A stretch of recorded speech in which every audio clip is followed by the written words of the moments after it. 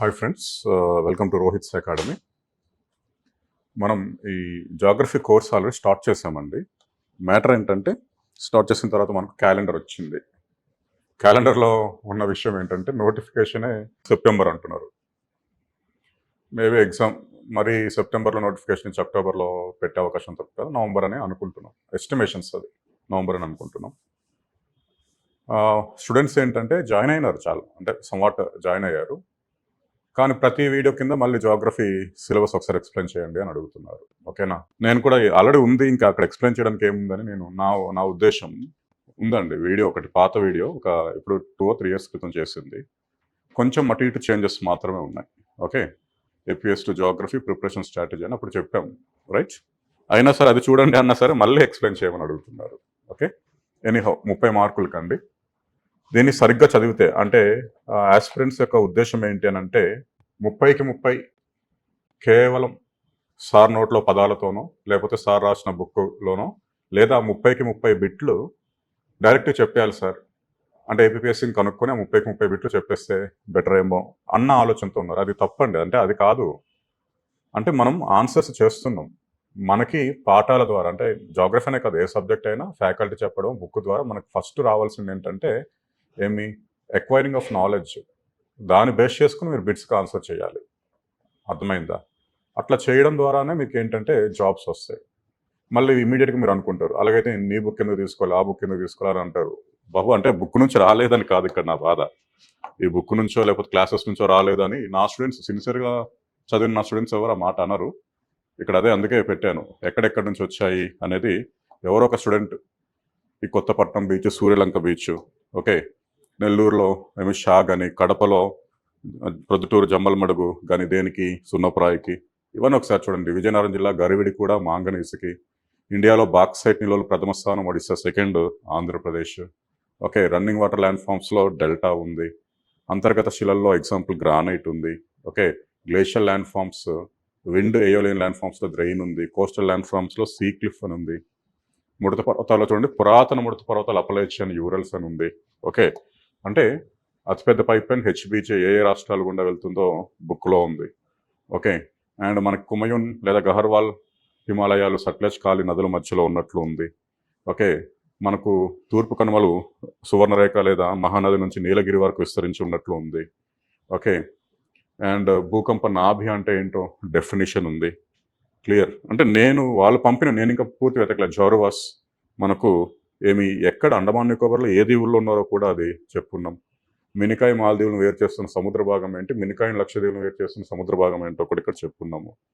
Okay, laterite నేలలు ఏ లక్షణాలతో ఏర్పడుతున్నాయో కూడా మనం ఇక్కడ స్పష్టంగా చెప్పాము. ధువంధార్ జలపాతం నర్మదా నది ఏర్పరుస్తుందని చెప్పాము. ఓకే, నెక్స్ట్ ఋతుపవనాల యొక్క యాంత్రీకరణ కోసం వీడియోస్ చేస్తున్నాం, చెప్పడం జరిగింది. గుండ్లకమ్మ నంద్యాల జిల్లా నల్లమల కొండల్లో అని, పెన్న నందిదుర్గ కొండల్లో అని, కావేరి బ్రహ్మగిరి కొండలో జన్మిస్తుందని చెప్పాం. ఆకురాల్చ అరణ్యాలు దేశంలో అత్యధిక విస్తీర్ణంలో ఉన్న అరణ్యాలు అని చెప్పాం. ఓకే, మనకు అదే భూకంపం ఇంతకుముందు నాభి అని చెప్పాం కదా, దానికోసం అక్కడ శక్తి విడుదలయ్యే ప్రాంతం మనకు ఎక్కడ నాభి అని. ఆ తరంగాలు మొదట చేరే కేంద్రం మనం అది కేంద్రం అని చెప్పాం. అంకలేశ్వర్ మైనింగ్ ఏరియా, ముడిచమురు ఉత్పత్తి కేంద్రం అని చెప్పాం. దాని ఫౌంటైన్ ఆఫ్ ప్రాస్పరిటీ అని నెహ్రూ కూడా పిలవటం జరిగింది. ఓకే, ఆగ్నేయ మధ్య రైల్వే మండలం, నేను క్లాసెస్ చెప్పినప్పుడు చాలాసార్లు కూడా ఇది కన్ఫ్యూజ్ అవుతున్నారు. ఆగ్నేయ రైల్వే మండలం బిలాస్పూర్ అనుకుంటున్నారు, ఆగ్నేయ రైల్వే మండలం కోల్కతా అని 100 సార్లు చెప్పుకుంటాం. మమతా అక్క ఇచ్చుకుంది 3 సార్లు, అంటే 3 రైల్వే జోన్స్ అని.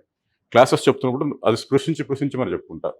అస్సాంలో మనకు బ్రహ్మపుత్ర యొక్క ఉపనది ఉంది, సుర్మా. దానిలో మణిరామ్ దివాన్ మొదట టీ ప్లాంటేషన్ అని, మొదటి సిమెంట్ పరిశ్రమ 1904లో చెన్నైలో, అంటే మెడ్రాస్లో ఏర్పాటు చేశారని. ఇవి నా బుక్లో స్టూడెంట్స్ ఎక్కడెక్కడ వచ్చాయి బిట్స్ అనేవి చేసి పెట్టారు. సరే, ఒక 24 బిట్స్ వచ్చాయి బుక్లోకి వెళ్ళి. అయినా బుక్ని చాలా తక్కువ పేజీలతో చేశాను నేను. అంటే ఓన్లీ Group 2 కోసం. సరే, మంచి బుక్స్ ఉన్నాయి మార్కెట్లో. నా బుక్ మీద చాలా బుక్స్ మంచిగా ఉన్నాయి, నేను కాదనట్లేదు. మీరు ఎన్సీఆర్టీస్ చదువుకుంటే ఏ బాధ లేదు, తెలుగు అకాడమీ చదువుకుంటే అంతకన్నా బాధ లేదు. ఓకే, ఆ రెండు మంచివే, నేను ఎప్పటికీ కాదన్ను.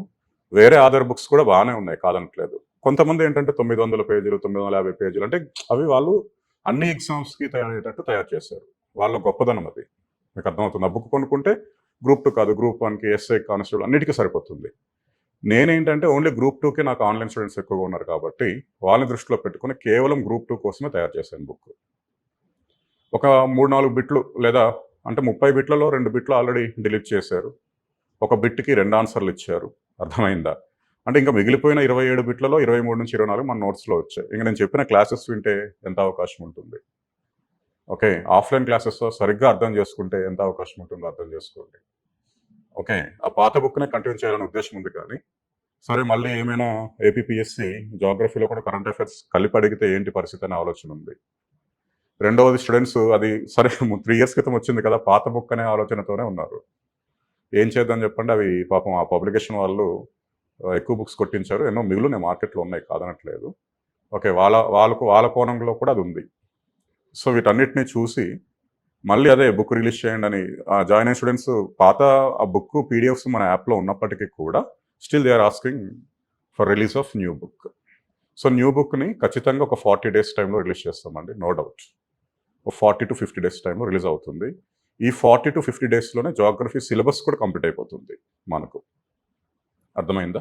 దాంట్లో మీకు ఎటువంటి డోకా లేదు. అంటే లైవ్ క్లాసెస్ పెడుతున్నాము. ఎందుకు ఆలోచిస్తున్నామంటే నేను కంప్లీట్ చేసేస్తాను. నాకు జనరల్‌గా ఆలోచించండి. దాంట్లో ఇన్ని సంవత్సరాల నుంచి ఉన్నాం. గట్టిగా ఒక 1 వీక్ కూర్చుంటే సిలబస్ అయిపోతుంది. అది ప్రాబ్లమే కాదు. ఏం చేస్తారు? ఇప్పుడు జూలైలో మనకి మే, జూన్ కల్లా అయిపోతుందనుకుందాం. తర్వాత మీతో కంటిన్యూ అవ్వాలి గదా! నేను. ఓకే. కంటిన్యూ అయితేనే కదా మనకు ఈ మిమ్మల్ని నేను కొంచెం ప్రిలిమ్స్ వరకు మీతో టచ్‌లో ఉంటే ఏమైనా బావుంటుంది గదా! ఆ ఉద్దేశ్యంతోటి నేను weekly once, twice or thrice మాత్రమే చెప్తున్నా. అది కూడా అరగంట 40 నిమిషాలు ఒక్కొక్క రోజు. అంటే మనం వీక్లీ గంటన్నర కన్నా ఎక్కువ వీడియోస్ చెప్పట్లేదు. సరే మీరు కంటిన్యూగా చెప్పండి. రోజు చెప్పేయండి. మాకు సిలబస్ కంప్లీట్ చేసేయండి యాస్ ఎర్లీ యాస్ పాసిబుల్ అన్నా అది పెద్ద మ్యాటర్ ఏం కాదు. నాకొక 1 ½ మంత్ 40 డేస్ టైమ్ ఇవ్వండి. కంప్లీట్ చేసేస్తాను. ఏమాత్రం ప్రాబ్లమ్ లేదు. ఓకేనా? అదేవిధంగా ఎస్ఎన్‌టి కూడా మనం స్టార్ట్ చేశాము. ఎస్ఎన్‌టి కూడా 1 డే అయింది స్టార్ట్ చేసి. అప్పుడే పాత వీడియోస్ అని పెట్టాం. అంటే ఎలా ఉంటుందంటే స్టూడెంట్స్ కొంచెం అందరు కాదు. కొంతమందికి అనుభవం ఉంటుంది. కొంతమందికి అనుభవం ఉండదు. ఈ జియోగ్రఫీకి క్రియేట్ చేసిన కోర్స్‌లో గ్రూప్ 1 వాళ్ళు గ్రూప్ 1 చూసుకుంటున్నారు. అదేం ప్రాబ్లమ్ లేదు. గ్రూప్ 2 వాళ్ళకి కేవలం ఎక్స్‌క్లూజివ్ గ్రూప్ 2 వాళ్ళకి ఇక్కడున్నాయి. గ్రూప్ 2 ప్రిలిమ్స్ వీడియో క్లాసెస్ అని. దీంట్లో ప్రతి ఫోల్డర్ ఉంది. ఓకే. ఈ 3 ఫోల్డర్స్‌లో మనం క్లాసెస్ పెడుతున్నాం. కొంచెం టైమ్ ఇవ్వండి అన్నీ పెడతా. ఒక ఆర్డర్‌లో పెట్టేస్తా. ఇక్కడే కన్‌ఫ్యూజ్ అవుతున్నారు పాపం. మా కజిన్ ఒక అబ్బాయి నాకు ఫోన్ చేసి, "అన్న కొంచెం కన్‌ఫ్యూజ్ అవుతున్నాం అన్న అవి లైన్‌లో పెట్టాను" అని చెప్పాడు. పెడుతున్నా. రోహిత్ సార్ వాళ్ళది కూడా తప్పులేదు. నాదే తప్పు. నేను అవన్నీ సెట్ చేస్తాను. ఓకే. మీరు ఫస్ట్ అర్థం చేసుకోండి. ఏదైనా కన్‌ఫ్యూజన్ ఉంది మనకిక్కడ. ఏది వీడియోస్ సీక్వెన్స్‌లో లేవనిపిస్తే ఒక్కసారి ఏమనుకోకుండా ఒక్కసారి అంటే ఇవన్నీ కంప్లీట్ చేస్తాం మనం.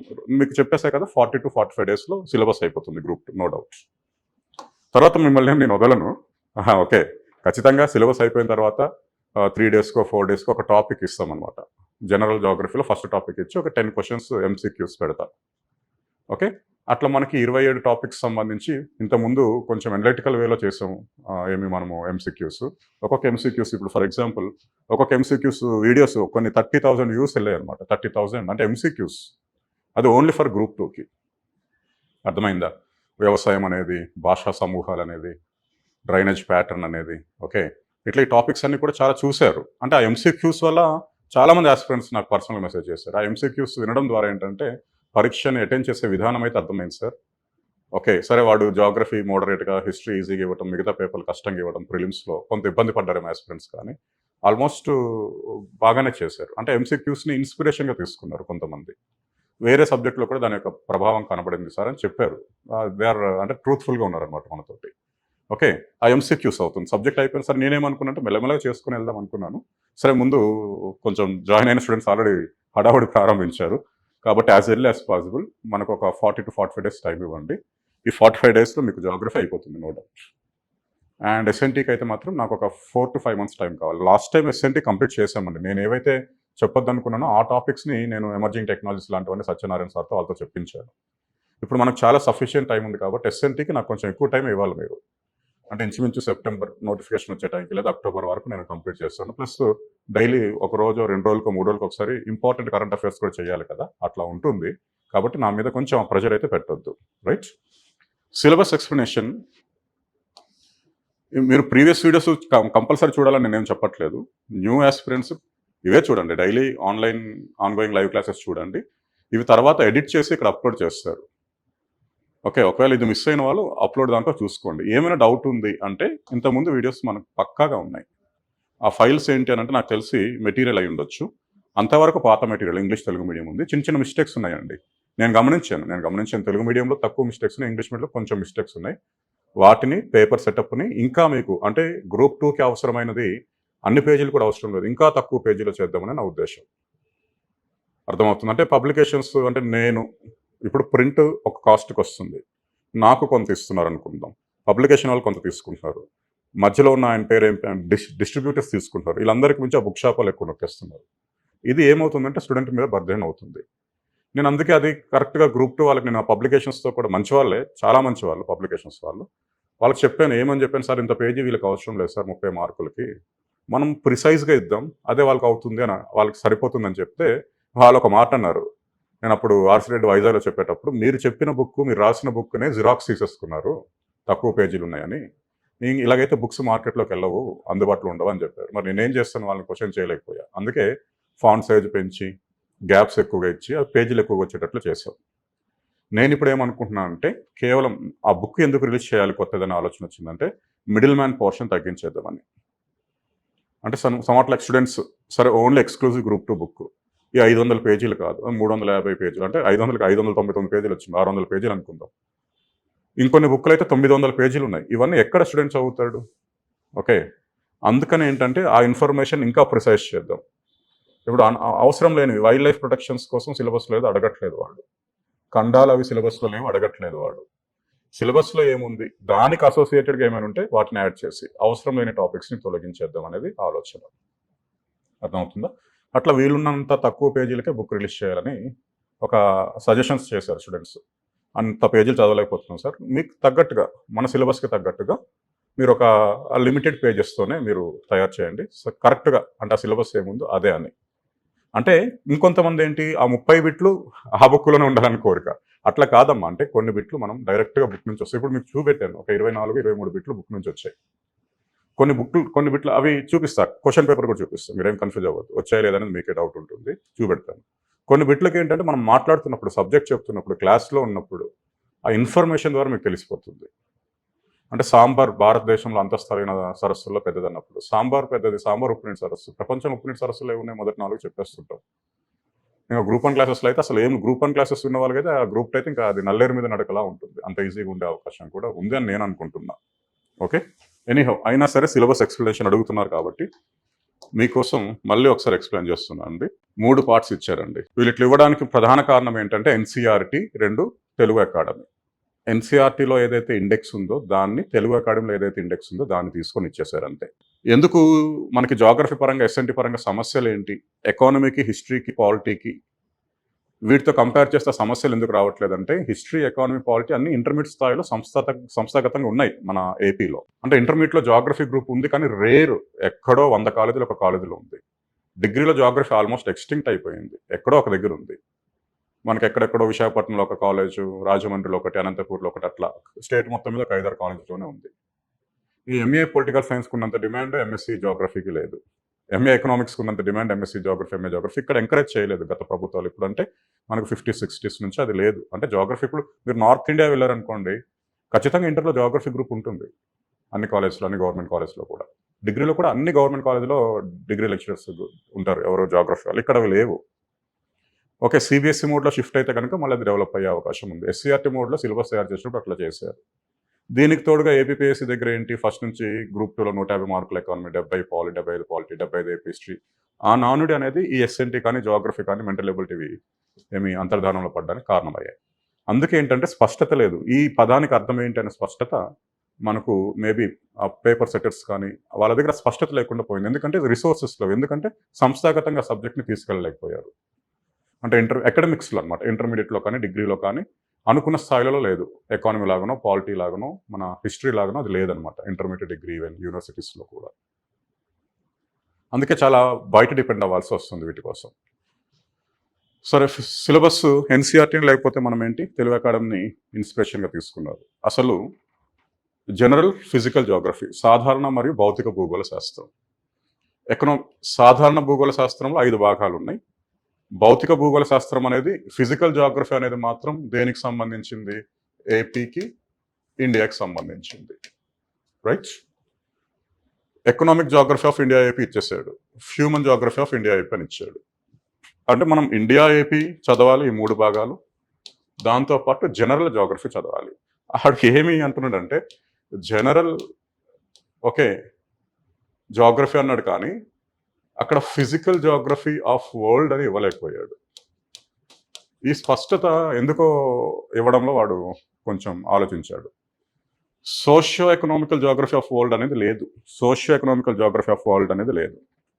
Socio economical geography of world అంటే ఏంటి? ఫర్ ఎగ్జాంపుల్ సార్, దానికి సాధారణంగా మిగతా జనరల్ జాగ్రఫీకి డిఫరెన్స్ ఏంటంటే, ఫర్ ఎగ్జాంపుల్ చెప్తాను చూడండి. మనకు సౌత్ ఆఫ్రికాలో కలహారి ఎడారి ఉంది. కలహారి ఎడారిలో బుష్మెన్ ట్రైబ్స్ ఉంటారు, ఓకే, జోసా ట్రైబ్స్ ఉంటారు. సరే, మనం ఎక్కడో చెప్పుకుంటాం పాఠంలో భాగంగా. అక్కడ అంటే ప్రపంచంలో సమాజం కోసం మాట్లాడుతున్నాం, ప్రపంచంలో ట్రైబ్స్ కోసం మాట్లాడుతున్నాం. అది మనకేంటి? హ్యూమన్ జాగ్రఫీ అవుతుంది. అంటే హ్యూమన్ జాగ్రఫీలో ఇండియా ఏపీ అన్నాడు తప్పించి హ్యూమన్ జాగ్రఫీలో వరల్డ్ లేదని చెప్పాడు. అర్థమైందా? అంటే ఇప్పుడు economic geography of India AP అన్నాడు, ఇక్కడ ఏంటి? వరల్డ్ అంటే ఎకనామిక్ జాగ్రఫీ అని అంటే మనకు సాధారణంగా ఇప్పుడు ఏంటి? అల్యూమినియం ఇండస్ట్రీస్ ఉన్నాయి ఇండియాలో. మొదట గవర్నమెంట్ ఆఫ్ ఇండియా అండర్లో ఉండేవి, అదే మనం నాల్కో, బాల్కో, మాల్కో అని పిలుస్తున్నాం. ఇప్పుడు ప్రైవేట్ కూడా దాంట్లో భాగంగా ఉంది. ఈ అల్యూమినియం యొక్క స్మెల్టింగ్కి మనకు అర్విడా అనేది ఫేమస్ ఒకప్పుడు. అంటే ఇప్పుడు అర్విడా కోసం అడిగితే ఏమవుతుందంటే వరల్డ్ ఎకనామిక్ జాగ్రఫీ అవుతుంది. అర్థమవుతుందా? మన ఇండియాలో ఉన్న పరిశ్రమలు, ఇండియాలో ఉన్న ఖనిజాల కోసం అడిగితే అదేంటి? Indian economic geography. ఒకవేళ ఖనిజాలు రకాలు అడిగాడు అనుకోండి, అది పర్వాలేదు, జనరల్, అది ఇండియాలో భాగంగా చెప్పొచ్చు. అంటే ఇనుపేతర ఖనిజం ఏది, ఇనుప రహిత ఖనిజం ఏది, లేదా రబీ పంటలు ఏవి, ఖరీఫ్ పంటలు, అవి జనరల్ పార్ట్ అనమాట, చెప్పొచ్చు. అదే ప్రపంచంలో మాంసపు ఉత్పత్తుల్లో ఏ దేశం ప్రథమ స్థానంలో ఉంది, ఓకే, ఇలాంటివి కొంచెం ఏంటంటే మనకు వరల్డ్ ఎకానమీ కిందకు వస్తుంది.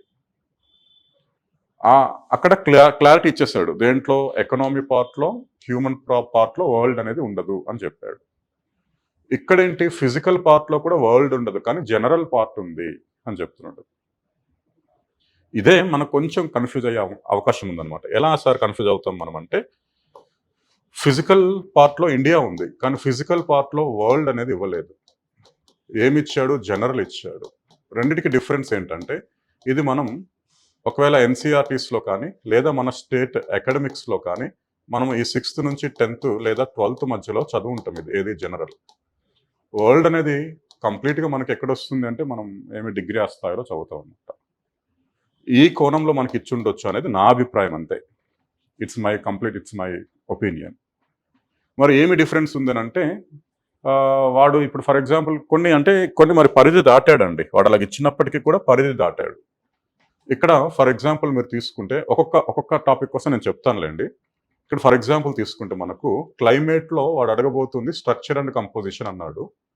స్ట్రక్చర్ అండ్ కంపోజిషన్ అన్నాడు అంటే నిర్మాణము మరియు కూర్పు. సరే, దాంట్లో మీసో ఆవరణం కోసం క్వశ్చన్ అడిగాడు. ఇంకో క్వశ్చన్ ఏంటంటే టెంపరేచర్, ఉష్ణోగ్రత బదిలీ ప్రక్రియల మీద అడిగాడు. జనరల్గా మనం స్ట్రక్చర్ అండ్ కంపోజిషన్ చెప్పుకున్న తర్వాతనే రెండో టాపిక్ ఏముంటుంది జనరల్ జాగ్రఫీలో, అది ఫిజికల్ జాగ్రఫీలో ఏముంటుందంటే ఉష్ణోగ్రత.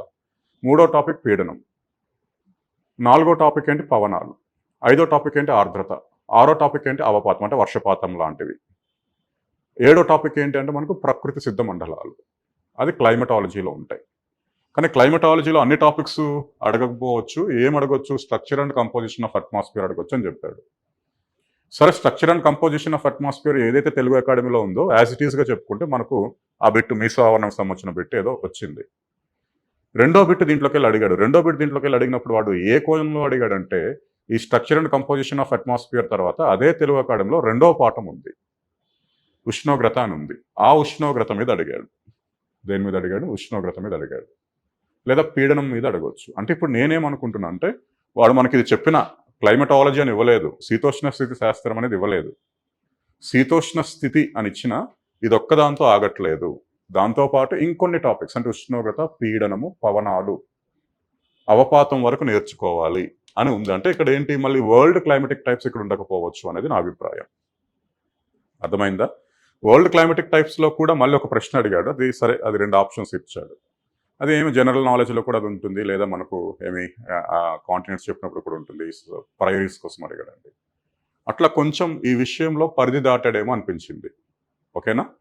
మిగతావన్నీ అంటే ఈ 2, 3 సబ్ టాపిక్స్‌లో కొంచెం అంటే మనం చెప్పుకున్నవి జనరల్‌గా ఊహిస్తున్నవి తెలుగు అకాడమీలో ఉన్నవి. దాన్ని బట్టి ఏమైనా కొంచెం పరిధి దాటుతున్నాడు అని. ఇక్కడ దాటలేదండి. మిగతా వాటిలో దాటలేదు. ఫర్ ఎగ్జాంపుల్ మనకేంటి ఇండియా అండ్ ఏపీ అని ఇచ్చాడు కదండీ! మేజర్ ఫిజియోగ్రాఫిక్ ఫీచర్స్ వాటి నుంచే క్వెషన్ అడిగాడు. బయటకి వెళ్ళలేదు. అంటే తూర్పు కనుమలు ఎక్కడి నుంచి ఎక్కడి వరకు వ్యాపించి ఉన్నాయి. ఓకే. కుమయోన్ హిమాలయాలు ఏ ఏ నదుల మధ్య అవి ఉన్నవి. దీవులు, లక్షద్వీపులు, మాల్దీవులను వేరు చేస్తుంది ఏంటి?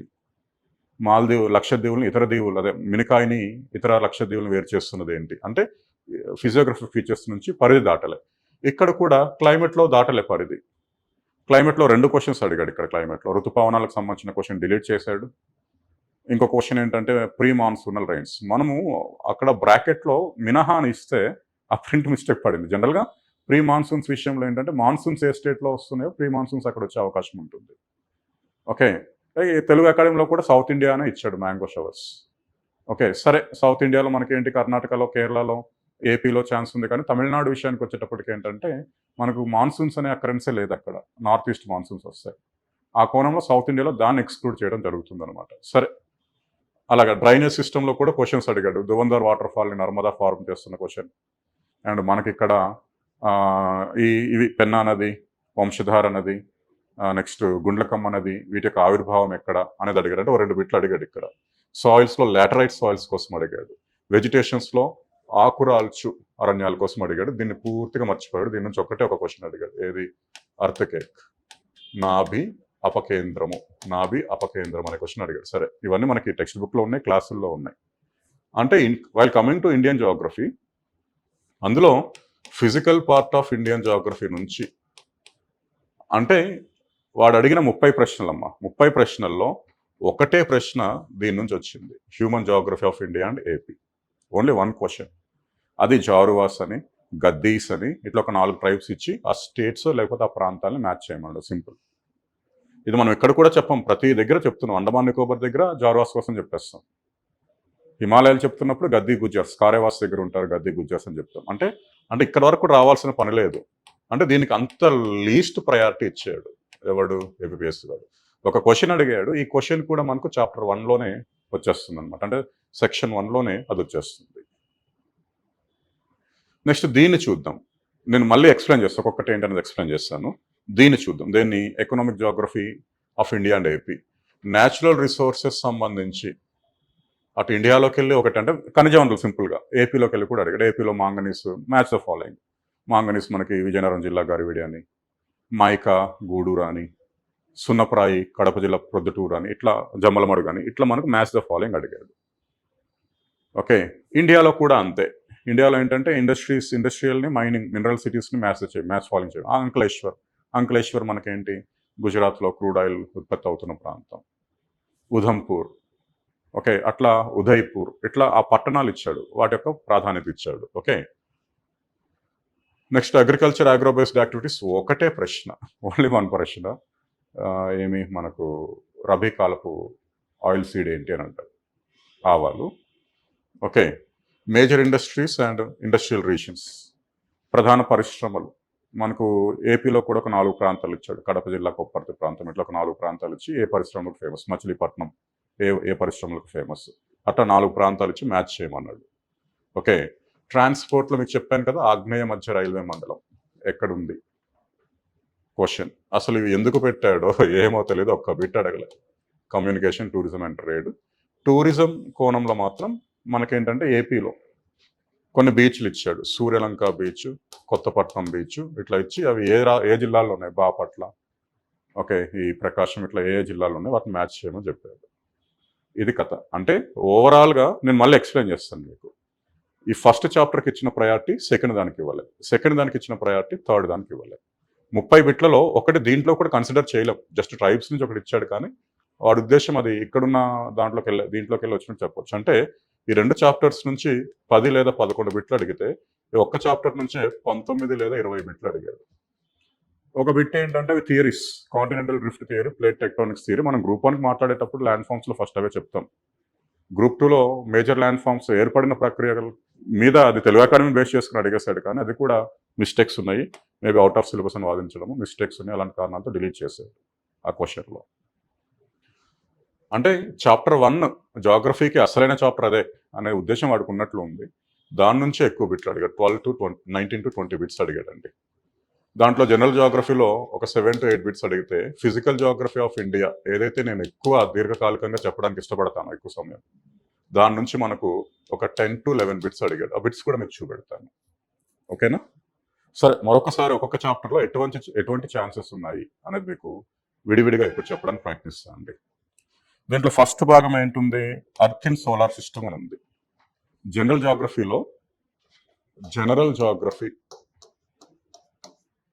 Geography first unit physical geography అంటే ఏం అడిగాడు, వరల్డ్ కాదు, India and AP. General geography స్థానంలో physical geography of India, AP, world ఇచ్చేస్తే అయిపోయేది, మనకి ఇంకా ఏ బాధ ఉండకపోయేది. సరే, మనం ఇప్పుడు నేనేమనుకుంటున్నానంటే ఇంకా జనరల్ అని కాదు, physical geography of India, AP, world, physical geography of world, India, ఏపీయే చెప్తున్నా సిలబస్లో. జనరల్ పార్ట్ని నేను పక్కన పెట్టేస్తున్నా. దీంట్లో ఫస్ట్ చాప్టర్ అండి, ఇది ఘోరం అండి, ఘోరంగా ఉంది ఇది. వాడు క్లియర్గా చెప్పాడు, అర్త్ ఇన్ సోలార్ సిస్టమ్ అనేది వాడు ఇచ్చాడు. సరే, అది వాడు దృష్టిలోనే లేదు ఈ పాఠం అనేది, ఏపీపీఎస్సీ వాడి దృష్టిలో. పేపర్ సెటర్స్ దీన్ని పట్టించుకోరు నేను అనుకుంటున్నా, జాగ్రఫీ ఫ్యాకల్టీస్, జాగ్రఫీ ప్రొఫెసర్స్. ఎందుకంటే జాగ్రఫీ చెప్పే ప్రొఫెసర్స్కి ఇప్పుడు ఏంటి, ఫిజికల్, సోషల్, ఎకనామిక్ కావాలి, కానీ యూనివర్స్కి సంబంధించిన అంశాలు లేవు. అది ఆల్మోస్ట్ డైనమిక్స్ ఎక్కువగా ఉన్నాయి, ట్రాన్స్ఫర్మేషన్ అయిపోతుంది, ఎస్ఎన్టీకి వెళ్ళిపోతుంది. ఓకే, సాధారణంగా ఇక్కడ ఏంటంటే ఇది మనకు వీడి ఉద్దేశం ఇక్కడ యూనివర్స్ లాంటివి చదవాల్సిన అవసరం లేదు. అంటే గ్రూప్ 1 కోసం తయారు చేస్తున్న బుక్లో యూనివర్స్ అని ఉంటుంది కదండి, అది కాదు. ఈవెన్ ఇక్కడ మనకు ఇంకొక ఉద్దేశం ఏంటి, అర్త్ ఇన్ సోలార్ సిస్టమ్, మీరు అర్థం చేసుకోండి. ఇక్కడ ఇంకో ఉద్దేశం ఏంటంటే యూనివర్స్ అంటే విశ్వం, లేదా మనకు కాస్మాలజీ అంటే మనకు అంతరిక్ష శాస్త్రం కూడా ఇక్కడ అవసరం లేదు. కాస్మాలజీలో యూనివర్స్లో చదువుకొని మనం ఏం చేస్తామండి, ఒక మార్కు వస్తుందో రాదో తెలియని దానికోసం. మరి ఇక్కడ ఏం చదవాలి, ఈవెన్ సోలార్ సిస్టమ్ కూడా అడగట్లేదు. అంటే బుధుడు ఏంటి, బృహస్పతి ఏంటి, అర్థమైందా, యురేనస్ ఏంటి, ప్లూటో ఏంటి, అలాంటివి కూడా వీడు అడగట్లేదండి. సోలార్ సిస్టమ్ కూడా అడగట్లేదు. ఏమన్నాడు, అర్త్ ఇన్ సోలార్ సిస్టమ్ అంటే సౌర వ్యవస్థలో భూమి ఎట్లా ఉంది అనేది మనకు క్వశ్చన్. ఇక్కడ సౌర వ్యవస్థలో భూమి అంటే నేను అనుకోవడం, ఇది నా యొక్క పూర్తి వ్యక్తిగతమైన నమ్మకం, అది భూమి యొక్క స్థితిగతులు అడుగుతాడు, దాని యొక్క పొజిషన్ అడుగుతాడు సౌర కుటుంబంలో. మరి అది ఏం చేస్తుంది, ఒక స్థిర కక్ష మీద తిరుగుతుంది, అప్పుడు దానికి కొన్ని చలనాలు ఉన్నాయి, ఆ చలనాల మీద అడగచ్చు. మూమెంట్స్ ఆఫ్ అర్త్ ఏమంటాం, రొటేషను, రివల్యూషను, భ్రమణము, పరిభ్రమణము, వాటి యొక్క చలనాల ద్వారా ఏర్పడ్డ ఫలితాల కోసం అడగచ్చు. ఫలితాలు అంటే ఋతువులో, లేకపోతే మనకు రాత్రి పగలు సమయ వ్యత్యాసము, ఓకే, ఈ ఏటవాలు లక్షణాలు, కిరణాల యొక్క ఏటవాళ్ళ లక్షణాన్ని స్వీకరించటము, ఇలాంటివి అడగొచ్చు అనేది. అర్థమైందా, డైరెక్షన్ అనే కాన్సెప్ట్, టైం అనే కాన్సెప్ట్ దీని ద్వారా వస్తుందని. అదేవిధంగా ఇంకా కొంచెం వాడు లింక్ చేయాలనుకుంటే ఇక్కడ అడిగే ఇంకో టాపిక్ ఏంటంటే మనకు అక్షాంశాలు, రేఖాంశాలు, లాటిట్యూడ్స్ అండ్ లాంగిట్యూడ్స్. ఇవి సౌర వ్యవస్థలో భూమికి సంబంధించినవి. అర్థమైందా, అంటే యురేనస్కి ఎన్ని ఉపగ్రహాలు ఉన్నాయి, ఓకే, నెప్ట్యూన్ ఎందుకు రివర్స్లో తిరుగుతుంది, అర్థమవుతుందా, లేదా బృహస్పతి ఎందుకు పెద్ద గ్రహం అయిపోయింది, దాని ఉపగ్రహాల సంఖ్య ఏంటి, వాటి పేర్లు ఏంటి, అది నిజంగా బ్లా అంటే వేస్ట్ అండి అదంతా. అంటే ఒక మార్కు మ్యాక్సిమం ఇది టచ్ చేయడు. జాగ్రఫీ పేపర్ సెట్టర్ అనేవాడు, జాగ్రఫీ అసిస్టెంట్ ప్రొఫెసర్స్ అనేవాళ్ళు పేపర్స్ ఇస్తే గనక అసలు దీన్ని పట్టించుకోరు, నెక్స్ట్ నుంచి అన్ని పట్టించుకుంటారు. అందుకే వాడు జాగ్రఫీ అంటే ల్యాండ్ దానికోసం ఫోకస్ పెట్టి బిట్స్ అని వాటి మీద అడిగాడు. అందుకే మనకు హ్యూమన్ జాగ్రఫీ నుంచి పెట్టలేదండి బిట్. అలాగని మనం చెప్పుకుంటాము. సో ఇది అర్త్ ఇన్ సోలార్ సిస్టంలో మీరు చదవాల్సింది ఏంటంటే భూమి స్థితిగతులు, భూమి వెయిట్, భూమి సాంద్రత, ఓకే, భూమి సర్ఫేస్ ఏరియా, భూమి రేడియస్, ఓకే, భూమి అక్షం పొడవు, ఓకే, అవి చదవాలి. అవి చదివాక కక్షలో స్థిరంగా ఉందా, లేదు, తిరుగుతుంది అంటే సౌర వ్యవస్థలో తిరుగుతుంది కక్ష మీద, ఆ తిరగడం ఏంటి, చలనాలు. ఆ తర్వాత ఏంటి, అక్షాంశ, రేఖాంశాలు, ఇవి చదవండి. దీని నుంచే వస్తే ఒక బిట్ వచ్చే అవకాశం ఉంటుంది.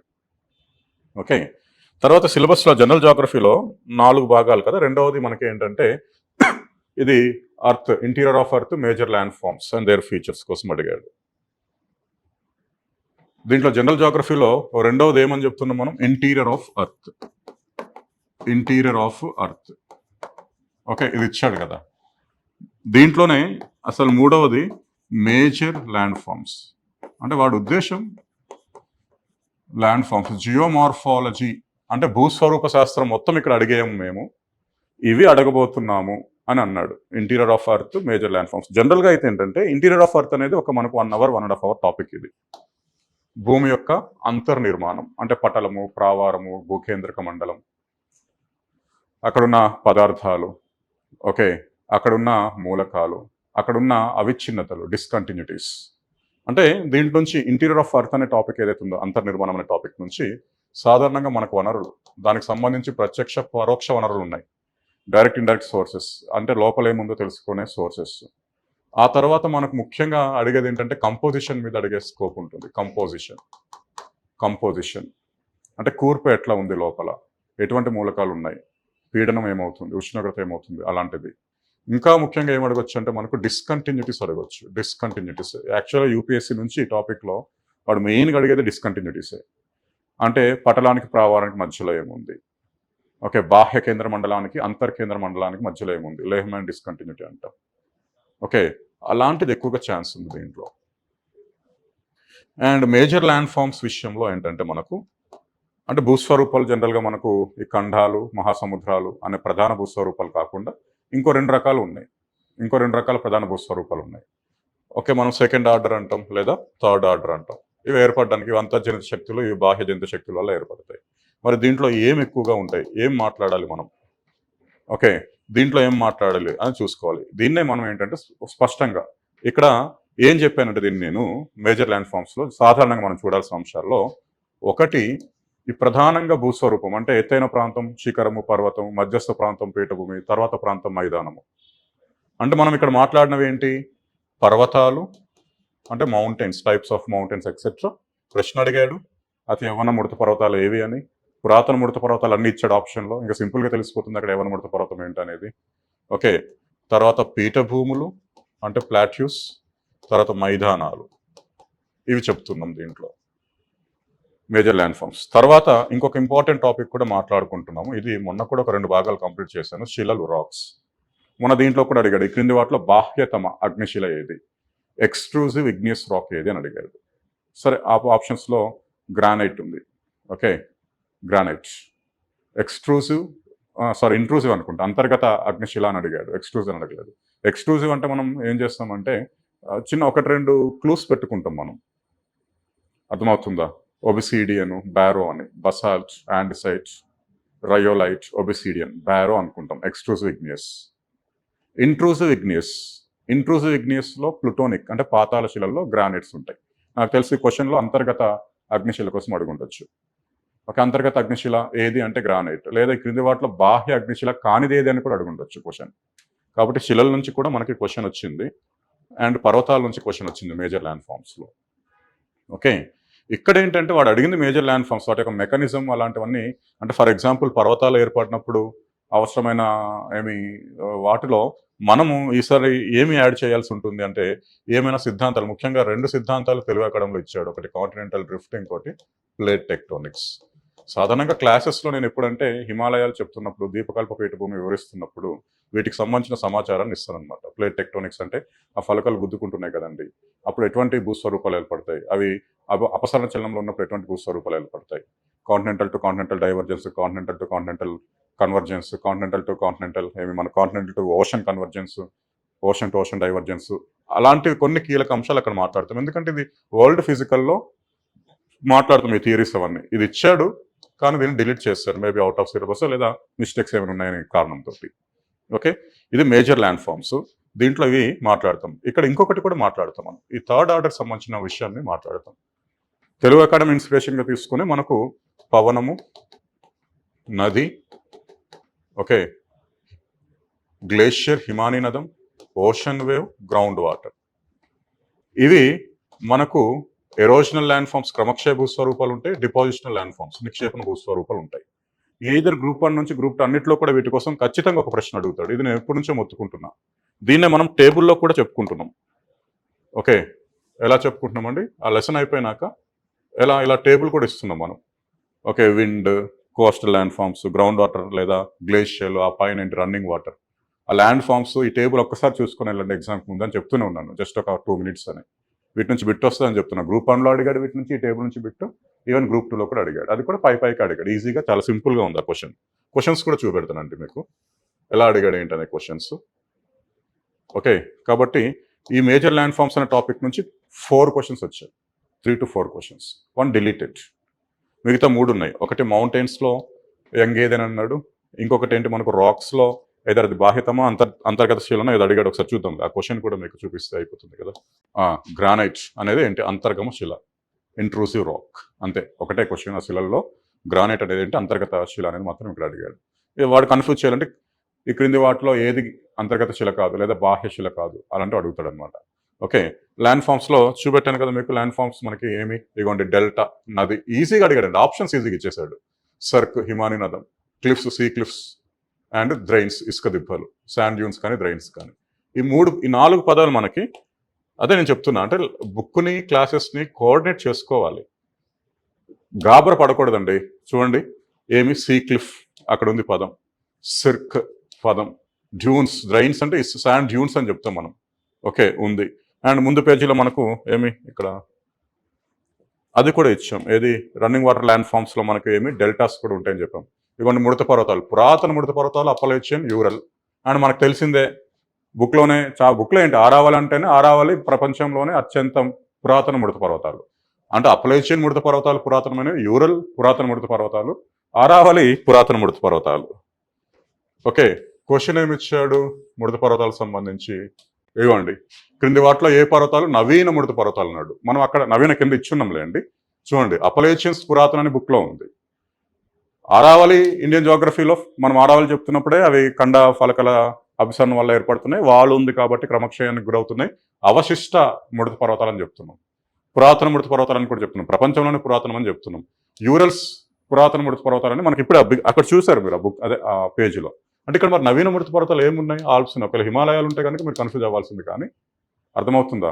ముడత పర్వతాలు అని చెప్పుకునే టాపిక్లోనే ఓల్డ్ ఏంటో అక్కడ రాశాం. ఆ ఓల్డ్గా ఇక్కడ ఇచ్చేసాడు. ఓకే. ఆరావళి ఓల్డ్ అని ఆల్రెడీ ఇండియన్ జోగ్రఫీలో మనం ఫిజియోగ్రఫీ చెప్పుకున్నప్పుడు ఆరావళి చెప్పుకున్నప్పుడు రాపించే మొదటి పాయింటే అది. ఇవి ముడత పర్వతాలు, ప్రపంచంలోనే అత్యంత పురాతన ముడత పర్వతాలు. వీటి యొక్క ఎత్తు తగ్గుతుంది కాబట్టి వీటిని అవశిష్ట ముడత పర్వతాలు అంటాం, రెసిడ్యువల్ ఫోల్స్ అంటామని చెప్తున్నాం. ఓకే సరే. ఇవి మనకు major landforms interior of earth అన్నాడు. తర్వాత మనకు 4వ టాపిక్ ఏమి ఇచ్చాడు జనరల్ జాగ్రఫీలో అంటే క్లైమేట్ అన్నాడు అండి. క్లైమేట్ అని చెప్పి 2 డాట్స్ ఇచ్చాడు. అంటే దాంట్లో ఏం అడగబోతున్నా అని. Structure and composition of atmosphere అన్నాడు. 2 బిట్స్ ఇచ్చాడండి దీని నుంచి. ఒకటి ఏకంగా దేనికోసం ఇచ్చాడు? స్ట్రక్చర్ కోసం అడిగాడు. రెండోది కంపోజిషన్ కోణంలో, అంటే అట్మాస్ఫియర్లో మనకు వాయువులు, ఘన పదార్థాలు, నీటి ఆవిరి, ప్లాస్మా ఇలాంటివి ఉంటాయని చెప్తూనే వాటి యొక్క లక్షణాలు ముఖ్యంగా అడిగాడు. అంటే దీంట్లో మనం ఏంటంటే వాటికి సంబంధించి యాడ్ చేయాల్సింది ఉష్ణోగ్రత అనే కాన్సెప్ట్. అంటే వరల్డ్ జాగ్రఫీలో ఫిజికల్లో ఏం చెప్తాం? అది పీడనం అనే కాన్సెప్ట్, ప్రెషర్. ఓకే. అవపాతం అనే కాన్సెప్ట్. ఇలాంటి 1 or 2 అడిషన్స్ మనం ఇక్కడ చేయాల్సి ఉంది. ఎక్కడ? క్లైమేట్లో. అర్థమైందా? అంటే తెలుగు అకాడమీలో ఉన్నాయి, ప్రకృతి సిద్ధ మండలాలు తప్పించే ఉన్నాయి. కాబట్టి వాటిని మనం ఇక్కడ యాడ్ చేయాల్సిన ఆవశ్యకత ఉంది. సరే యాడ్ చేద్దాం, ఏముంది. ఆ తర్వాత ఏం చేశాడు? 5th టాపిక్ దీంట్లో ఓషన్ వాటర్. ఓషన్ వాటర్లో టైడ్స్, వేవ్స్, కరెంట్స్ అని ఇచ్చాడు. యాక్చువల్లీ ఇవన్నీ ఓషనోగ్రఫీ టాపిక్స్. వాడు అడిగింది ఏంటంటే సెలైనిటీ కోసం అడిగాడు, ఓషన్ బాటమ్ రిలీఫ్ కోసం అడిగాడు. ఓకే. టైడ్స్, వేవ్స్, కరెంట్స్ అని ఇచ్చాడు సిలబస్లో. కానీ వాడు అడిగింది జనరల్గా ఇంపార్టెంట్ పేపర్ అయితే కనుక ఫస్ట్ కరెంట్స్ అడగాలి. కానీ ఈసారి ఏంటో దురదృష్టం కరెంట్స్ కోసం అడగలేదు. వాడు సెలైనిటీ, అది కూడా ప్రైమ్ బిట్ అడిగాడు. ఎక్కువ సెలైనిటీ ఉండేది మనకి ఎక్కడ? టర్కీలో లేక్ వాన్గోల్. రెండవది మనకు డెడ్ సీ, మూడవది గ్రేట్ సాల్ట్ లేక్, నాలుగవది ఉమ్రియా. ఎక్కడ మనకు ఎక్కడుంది అది? ఉర్మియా మనకి ఇరాన్లో ఉంది. ఓకే. ఇది మనకు జస్ట్ ఇప్పుడు కాదు, 2015 క్లాసెస్ ప్రారంభించిన మొదట్లో ఇచ్చిన నోట్స్లో కూడా ఉంది. అది ఆల్రెడీ ఎగ్జామ్ అయిన తర్వాత ఆ రన్నింగ్ నోట్స్ ఏదైతే ఉందో చూపెట్టాను కూడా నేను. సో మనకి ఇది జనరల్ పార్ట్లో వాడు ఈ 5 భాగాలు చదవమంటున్నాడు. Okay. Earth in solar system, interior of earth, focused areas కూడా చెప్పాను. మేజర్ ల్యాండ్ ఫామ్స్లో ఏంటి మనకు మౌంటైన్స్, ప్లాట్యూస్, ప్లెయిన్స్ చదవాలి, రాక్స్ చదవాలి. వాటితో పాటు మనకి ఈ 5 ఏజెంట్లు ఏర్పాటు చేస్తున్న ఎరోజనల్ క్రమక్షయ భూస్వరూపాలు, డిపాజిషనల్ నిక్షేపణ భూస్వరూపాలు. ఇవి మనం ఏం చేస్తామంటే లాస్ట్లో టేబుల్ ఇస్తాం. అంటే ముందు ఎంతో కొంత అర్థం చేసుకోవడానికి ప్రయత్నించండి. తర్వాత ఆ టేబుల్ ఉంటుంది. ఆ టేబుల్ని ఎగ్జామ్కి వెళ్ళే ముందు చూసుకోవాలి. అంటే డైరెక్ట్గా మీరు టేబుల్ చదివితే అర్థం కాదు. కనీసం 20 పేజీలు 15 పేజీలు ఉంటుంది ఇది మెటీరియల్. అది చదవాలి, అది చదివేయాలి, క్లాస్ వినాలి, అది చదవాలి. అర్థమైందా? అంటే మీకు ఆక్స్బో లేక్ అంటే అర్థం కాదు. ఆక్స్బో లేక్ అంటే నదులు వంకరలు తిరుగుతూ ఉంటాయి. దీన్ని మనం మియాండర్స్ అంటాం. ఈ వంకరలు తిరిగే నదీ ప్రాంతాలు ఏవైతున్నాయి భూచలనాల వల్ల అంటే ఎర్త్క్వేక్స్ వీటి వల్ల ఏంటంటే ఒక వంకర కలిసిపోతుంది. అప్పుడు ఈ భాగం ఉంది కదా, ఈ సి ఆకారంలో ఉన్న భాగం, అది సపరేట్గా నది ఇక్కడ ఉందంటే నది ఇట్లా వెళ్తుంటే ఆ సి ఆకారంలో ఉన్న సరస్సు దాని పక్కనే ఏర్పడుతుంది. దీన్ని ఆక్స్బో లేక్ అని అంటాం. అంటే ఇది కొంతమేర క్లాస్లో కొంత అర్థమవుద్ది, 10-20%. చదివితే ఇంకొంత అర్థమవుద్ది, లేదా ఏదైనా వీడియో చూస్తే అర్థమవుతుంది, లేదా ఒక్కసారి గూగుల్ సెర్చ్ చేస్తే అర్థమవుతుంది. ఆ తర్వాత మీరు లాస్ట్లో ఏంటి టేబుల్ చూడాలి. అర్థమవుతుందా? కొన్నిసార్లు టేబుల్లోనే కాదు, ఇలా అడగొచ్చు. ఎట్లా అడగొచ్చు? ఫర్ ఎగ్జాంపుల్, అది ఎడారి భూభాగం. ఎడారిలో ఒక శిల ఉంది. శిలలో అత్యంత ఎగువ భాగం మృదువుగా ఉంది, సాఫ్ట్గా ఉంది. ఆ ఎగువ భాగం పవన క్రమక్షయం వల్ల కొట్టుకొని పోయింది, ఎగువ భాగం మాత్రమే. ఆ శిల యొక్క ఉపరితలం సమతలంగా ఉంది. అది ఏ శిల అని అడుగుతారు. దాన్ని బట్టే అని పిలుస్తారు. ఏమంటారు? బట్టే. అంటే టేబుల్ ఇంపార్టెంటే, కానీ దానికన్నా ముందు ఆ శిలలు లేకపోతే ఆ ఏర్పడుతున్న భూస్వరూపాల యొక్క అవగాహన కొంతమేర ఉండాలి. అంటే ఇక్కడ జనరల్ జియోగ్రఫీలో మనకు ఎక్కువగా టైం కిల్ చేసేది ఏంటంటే ఏది ఈ 5 భూస్వరూపాలు, ఈ 5 ఏజెంట్లు ఏర్పరుస్తున్న కొంచెం భూస్వరూపాల యొక్క లక్షణాలు కొంత తెలుసుకోవాలి. తెలుసుకుంటే మీకు యూపీఎస్సీకి గ్రూప్ 1కి కూడా పనికొస్తుంది. కానీ నేను డీకోడ్ చేసింది ఏంటంటే ఆ టేబుల్ నుంచి వాడు అడిగేస్తున్నాడు. లాస్ట్ టైం గ్రూప్ 1లో డ్రమ్లిన్ అండ్ మొరైన్ అనేవి ఏంటి అని అడిగాడు. డ్రమ్లిన్ అండ్ మొరైన్ అనేవి ఏంటి అని అన్నాడు. అంటే హిమానీ నద అంటే గ్లేషియర్ యొక్క డిపాజిషనల్ ల్యాండ్ ఫామ్స్ ఆన్సర్. ఇప్పుడు క్రింది వాటిలో అంతర్గత శిల ఏది అని అన్నాడు కదా, లేదా గ్రానైట్ ఏ రకపు శిల అని అన్నాడు కదా, అంతే సింపుల్గా అడిగాడు అనమాట. అది గ్రూప్ 1లోనే 2019లో ఇప్పుడు ఏమన్నాడు, డ్రమ్లిన్ అండ్ మొరైన్ ఏ భూస్వరూపాలు అన్నాడు. అంటే హిమానీ నద భూస్వరూపాలు లేదా హిమానీ నద నిక్షేపణ భూస్వరూపాలు అని చెప్పాలి. ఓకే, ఇది జనరల్ జియోగ్రఫీ. అదే చాప్టర్లో ఫిజికల్ జియోగ్రఫీ ఆఫ్ ఇండియా అని ఇచ్చాడు. అదే చాప్టర్లో ఫిజికల్ జియోగ్రఫీ ఆఫ్ ఇండియా, భౌతిక భూగోళ శాస్త్రం, భారతదేశానికి సంబంధించి ప్రశ్నలు కానీ ఏది కానీ పరిధి దాటలేదండి దీనికి సంబంధించి. అంటే ఫర్ ఎగ్జాంపుల్ దీంట్లో first chapter major physiographic features లేదా మేజర్ ల్యాండ్ ఫార్మ్స్ అని అనొచ్చు. సరే చూసేద్దాం ఎలా ఇచ్చాడు అనేది. మేజర్ ల్యాండ్ ఫార్మ్స్ లేదా ప్రధాన ఫీచర్స్ ఆఫ్ మేజర్ ఏమిచ్చాడు, మేజర్ ఫిజియోగ్రఫిక్ ఫీచర్స్ అదే ఇచ్చాడు చూడండి. పదంలో కూడా ఎటువంటి తేడా లేదు. మేజర్ ఫిజియోగ్రఫిక్ ఫీచర్స్ అంటే ప్రధాన నైసర్గిక స్వరూపాల లక్షణాలు అన్నాడు. క్వశ్చన్స్ చెప్పాం కదా, సట్లెజ్ కాళీ నది మధ్యలో ఉన్న హిమాలయాలు ఏంటి, కుమయూన్ హిమాలయాలు. తూర్పు కనుమలు ఎక్కడి నుంచి ఎక్కడి వరకు వ్యాప్తి చెందున్నాయి. ఓకే, లక్షద్వీపులకు సంబంధించి ఏమి ఆ విభజన అంటే మీకు ఐడియా ఉంది, కొంతమేర మీకు తెలుసమ్మా. ల్యాండ్ ఫార్మ్స్ మేజర్ ఫిజియోగ్రఫిక్ ఫీచర్స్లో ఫస్ట్ ఏముంటుంది, హిమాలయాల మీద చిన్న క్వశ్చన్ అడిగాడు అంతే. వర్టికల్ హిమాలయస్ ఉంటాయి, వర్టికల్ క్లాసిఫికేషన్ ఆఫ్ హిమాలయస్, నిట్టనిలువు వర్గీకరణ. పంజాబ్ హిమాలయ అని, కుమయూన్ లేదా గహర్వాల్ అని, నేపాల్ అని, అస్సాం అని అంటాం. నదుల మధ్యలో ఏ నదుల మధ్యలో ఏమున్నాయి అన్నాడు. ఇండస్కి సట్లెజ్ మధ్యలో మనకి ఏముంటాయి, పంజాబ్ అని. సట్లెజ్ కాళీ మధ్యలో కుమయూన్ అని, కాళీకి తీస్తాకి మధ్యలో నేపాల్ అని, తీస్తాకి దిహాంగ్కి మధ్యలో అస్సాం హిమాలయన్ ఉంటాయి. జస్ట్ అదొక్కటే అడిగాడు. నేను వర్టికల్ హిమాలయస్ చెప్తున్నప్పుడు మీరు వీడియో వినుంటే మీకు అర్థమవుద్ది. మనం హిమాలయస్ అన్నీ చదివేస్తున్నాం కానీ ఇది ఒక్కటి మర్చిపోతున్నాము. ఆ వీడియోలో ఉంటుంది. ఓకే, సరే ఒకసారి చూపిస్తాను, ఉందో లేదో కూడా నాకు కూడా ప్రూఫ్ ఉండాలి కదా.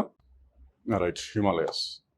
నమస్కారం అండి. మనం ఆంధ్రప్రదేశ్ పబ్లిక్ సర్వీస్ కమిషన్ సంబంధించిన నోటిఫికేషన్ వచ్చిన వారం రోజుల్లో సిలబస్ ఫిజికల్ సోలార్ సిస్టమ్ అనే ఈ 2 చిన్న టాపిక్స్ ఉండిపోతాయి. వాటిని తర్వాత న్యాచురల్ హజార్డ్స్ ఉన్నాయి, physical and regional, 4 coastal planes.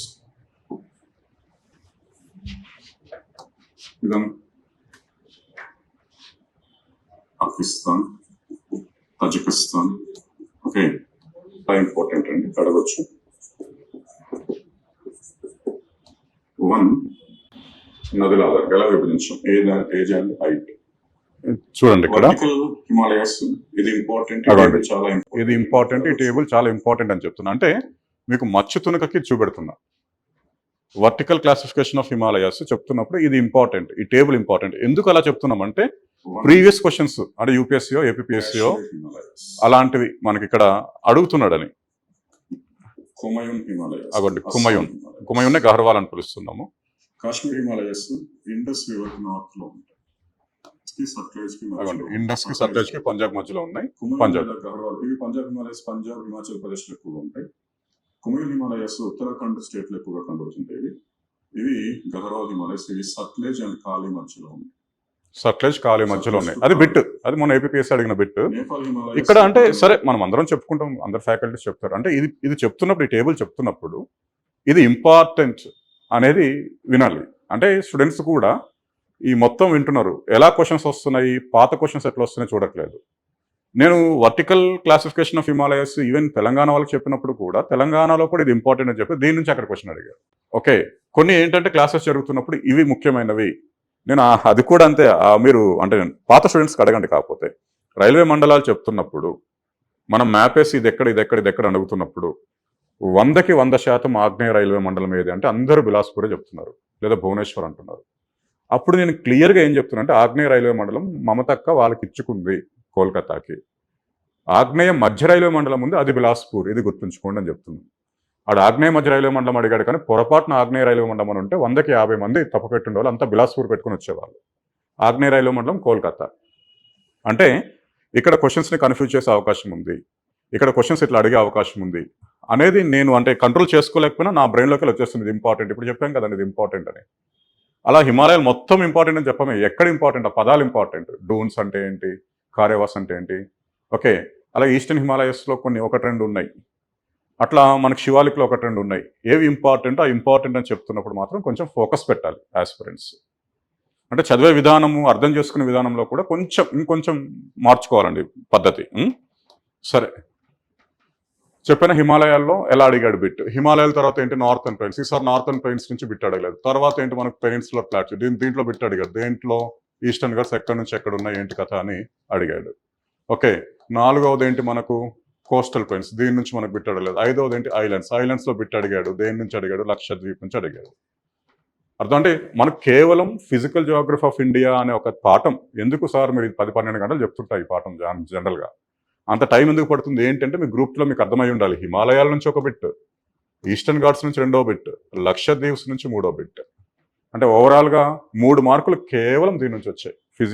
దేంట్లో ఒక పాఠం major land forms, major physical features of మన ఇండియా. నెక్స్ట్ ఏంటి దీంట్లో ఉంది, 2వది అటు ఇటుగా క్లైమేట్ అని ఉంది.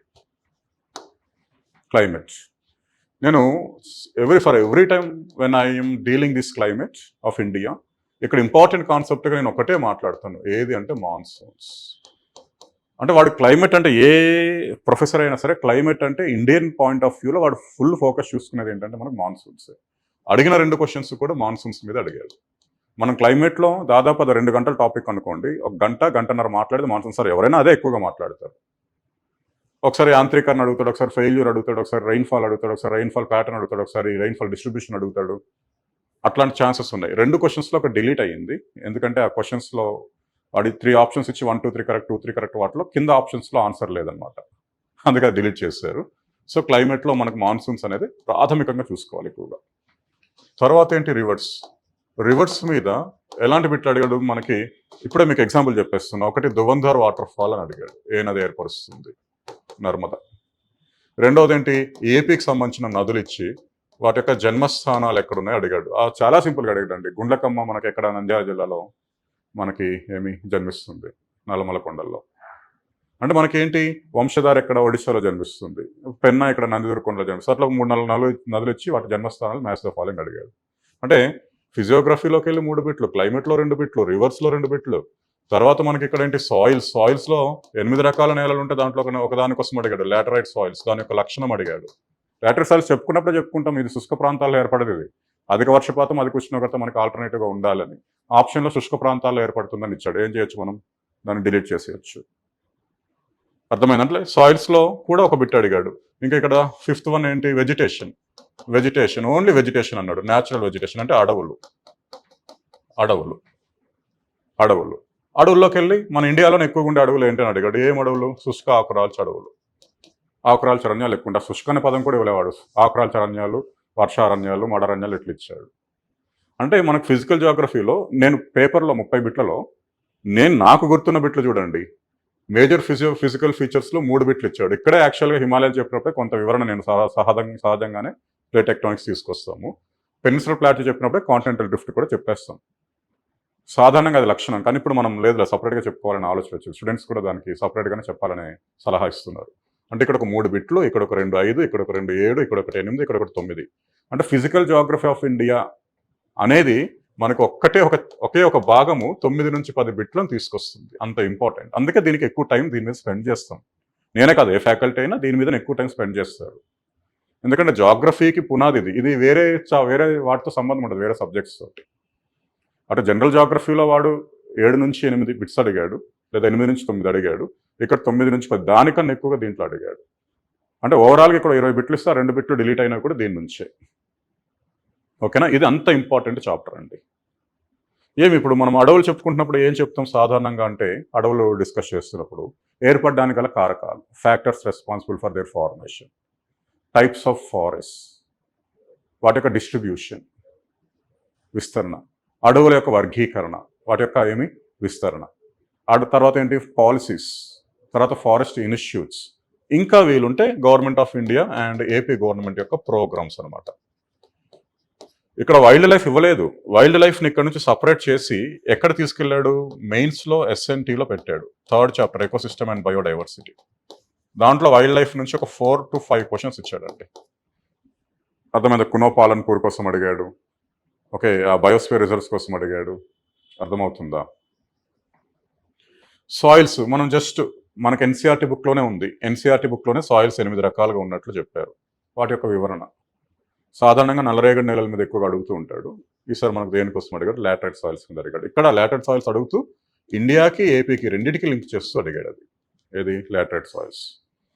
రివర్స్, హిమాలయ నదులు చెప్పుకుంటాం, ద్వీపకల్ప నదులు. ఎక్కువగా ఏపీ నదుల మీద కూడా ఫోకస్ పెడతాం.